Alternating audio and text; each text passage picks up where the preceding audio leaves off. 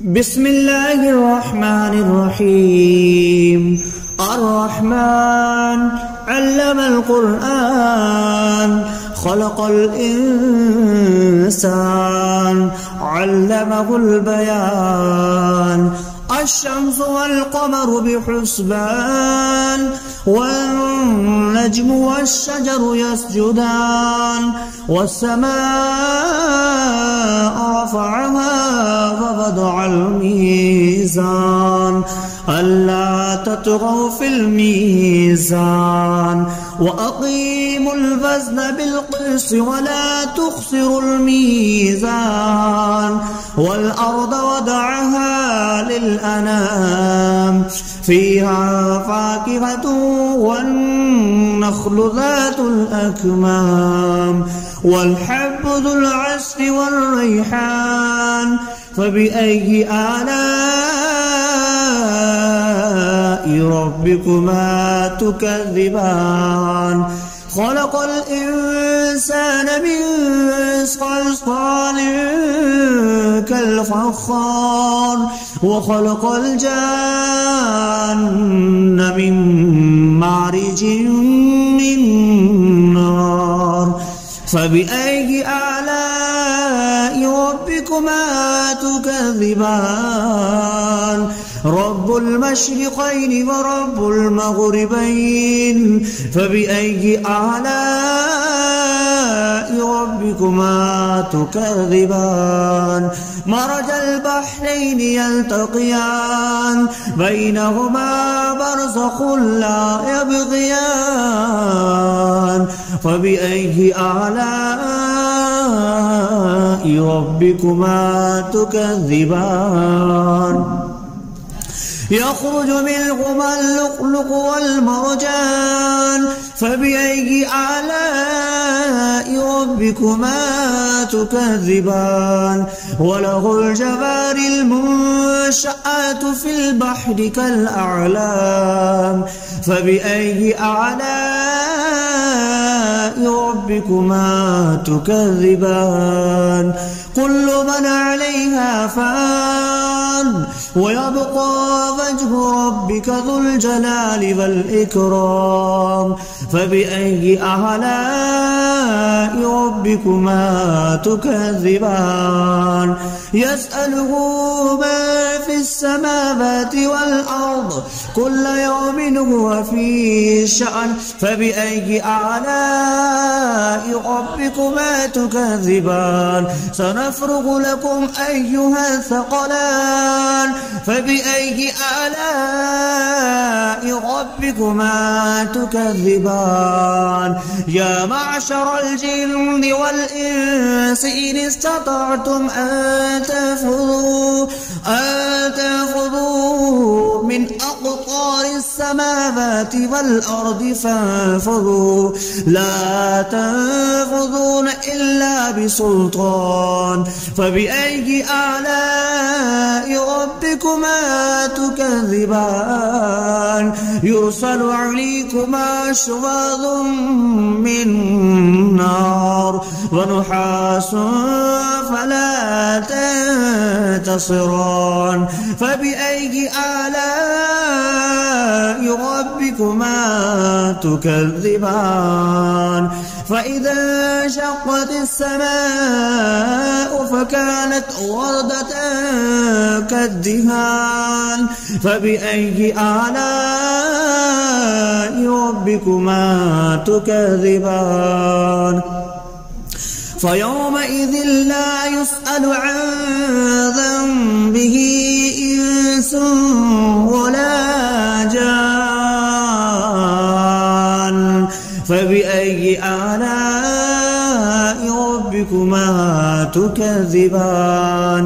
يعرف المجرمون بسيماهم فيؤخذ بالنواسي والأقدام. فبأي آلاء ربكما تكذبان؟ هذه جهنم التي يكذب بها المجرمون يطوفون بينها وبين حميم آن. فبأي آلاء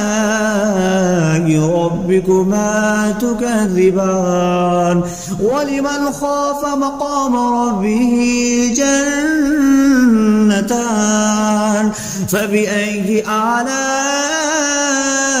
ربكما تكذبان ذواتا أفنان فبأي آلاء ربكما تكذبان فيهما عينان تجريان فبأي آلاء ربكما تكذبان فيهما من كل فاكهة زوجان فبأي آلاء ربكما تكذبان متكئين على فرش بطائنها من استبرق وجنى الجنتين دان فبأي آلاء ربكما تكذبان فيهن قاصرات الطرف لم يطمثهن إنس قبلهم ولا جان فبأي آلاء ربكما تكذبان كأنهن الياقوت والمرجان فبأي آلاء ربكما تكذبان هل جزاء الإحسان إلا الإحسان فبأي آلاء ربكما تكذبان ومن دونهما جنتان فبأي آلاء ربكما تكذبان مدهامتان فبأي آلاء ربكما تكذبان فيهما عينان نضختان فبأي آلاء ربكما تكذبان فيهما فاكهة ونخل والرمان فبأي آلاء